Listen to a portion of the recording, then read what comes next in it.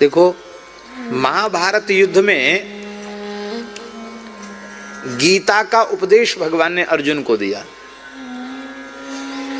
पर भगवान कुछ उपदेश दे रहे हैं और अर्जुन सुन रहे हैं, ये जानकारी किस किस को हुई?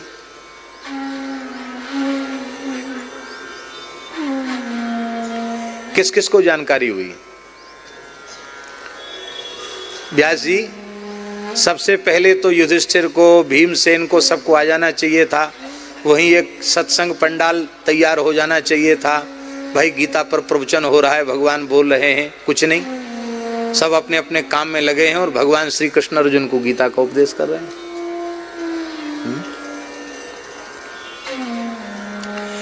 व्यास जी की कृपा न होती तो धृतराष्ट्र गीता श्रवण नहीं कर पाते। व्यास जी की कृपा न होती तो संजय गीता श्रवण न कर पाते, पर संजय सुन रहे हैं और सुना रहे हैं।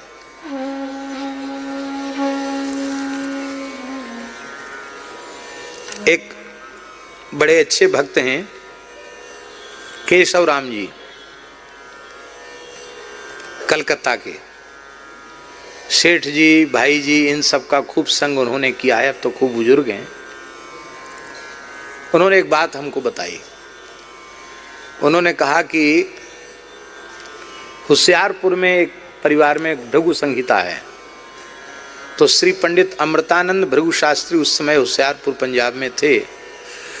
बोले उनके पास गए, उनके पास जाकर कुछ ज्योतिष संबंधी प्रश्न लेकर के गए थे। तो वहाँ गए तो एक बात पूछी उनसे। उन्होंने कहा कोई प्रश्न पूछो, ज्योतिष वाले पंडित जी ने। तो उन्होंने कहा कि श्रद्धेय स्वामी राम सुखदास जी के पूर्व जन्म के बारे में उन्होंने पूछा उनसे। और भृगु संहिता आप विश्वास करना चाहिए आपको, एक ऐसा ग्रंथ है कि सही सही यदि उसका जानकार कोई व्यक्ति मिल जाए तो पूर्व जन्म का भी बोध उससे हो जाता है। तो केशाराम जी के द्वारा बताई हुई बात हम आपको बता रहे हैं। उन पंडित जी ने कहा कि व्यास जी की कृपा से जिन संजय को दिव्य दृष्टि प्राप्त हुई थी, वही संजय गीता का पुनः व्याख्यान करने के लिए स्वामी राम सुखदास जी के रूप में आए। ऐसा भृगु संहिता वाले पंडित जी ने कहा। ये बात हमको केशवराम जी ने बताई। तो हमको सुनकर कोई अविश्वास भी नहीं हुआ और आश्चर्य भी नहीं हुआ कि संभव है, क्यों ना संभव है। क्योंकि जैसा गंभीर चिंतन और जैसी सूक्ष्म दृष्टि श्रद्धेय स्वामी जी को गीता जी के संबंध में प्राप्त थी, वो निश्चित बिना इस प्रकार की इस दिव्य विभूति, इस प्रकार की दिव्यता उनमें थी, तभी ये संभव था गीता में उनका जीवन। पर हम यहाँ जो बात कहना चाहते उसको ध्यान से सुने। हम ये कहना चाहते हैं कि भगवान ने अर्जुन को उपदेश दिया और व्यास जी की कृपा से धृतराष्ट्र और संजय को ज्ञान मिला और संजय ने धृतराष्ट्र को सुनाया। इतने ही लोग जान पाए गीता को, और ज्यादा लोग नहीं जान पाए। क्या भीष्म पितामह ने गीता का प्रवचन सुना था? पर भीष्म स्तुति के श्लोक में भीष्म पितामह गीता के उपदेश का स्मरण कर रहे हैं। आप सोचिए, इसका मतलब है उनके विशुद्ध अंतःकरण में संपूर्ण गीता का ज्ञान भी प्रकट हो गया। वे क्या कह रहे हैं, श्लोक श्रवण कीजिए, बहुत प्यारा श्लोक। व्यवहृत प्रतना मुखम निरीक्ष्य। हे भगवान, सत्य संकल्प परमात्मा की प्रतिज्ञा को मेटने की सामर्थ्य भला किस जीव में है? ब्रह्मादि देवता आपके संकल्प को नहीं मेट सकते। भीष्म कौन सी चीज है आपके सामने? भीष्म क्या मेटेगा आपकी प्रतिज्ञा को?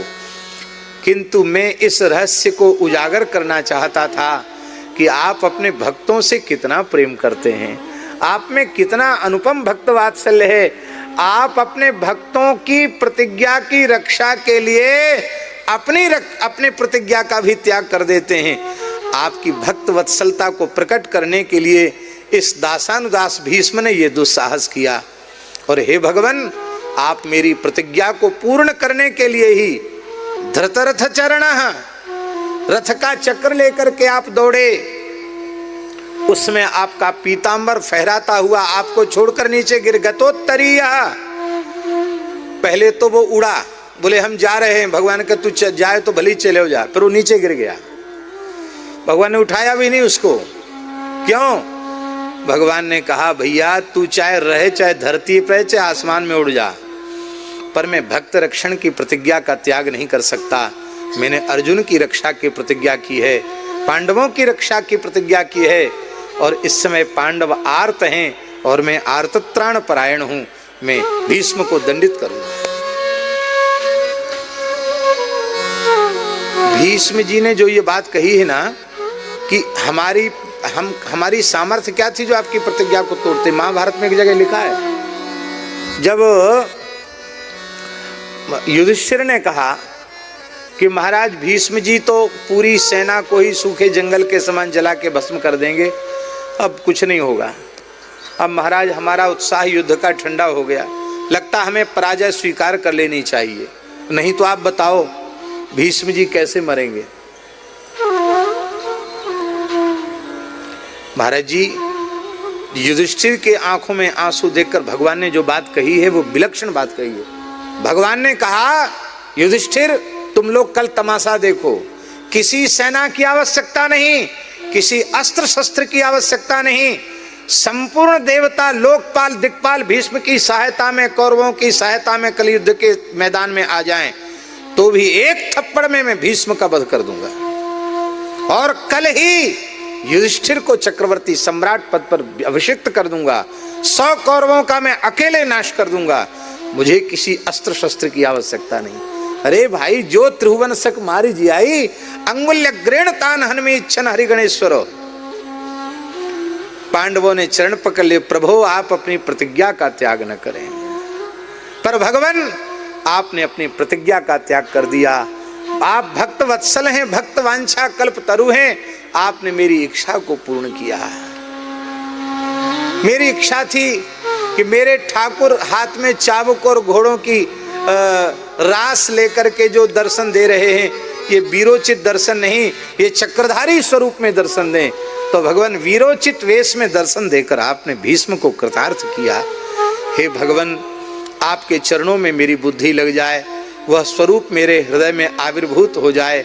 रास का भी स्मरण कर रहे हैं, भगवान की प्रथम पूजा का भी स्मरण कर रहे हैं, और स्मरण करते करते अंत में भगवान के स्वरूप में अपनी वृत्ति को लगाते हुए भीष्म जी मौन हो गए।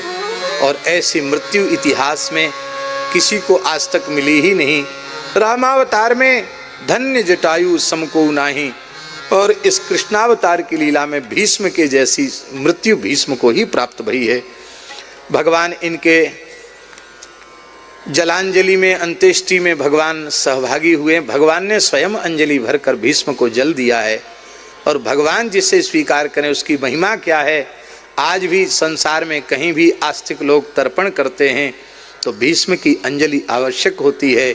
वैयाघ्र पदगोत्राय सांकृत्य प्रवराय च अपुत्राय ददाम्येतत् जलम भीष्माय वर्मणे।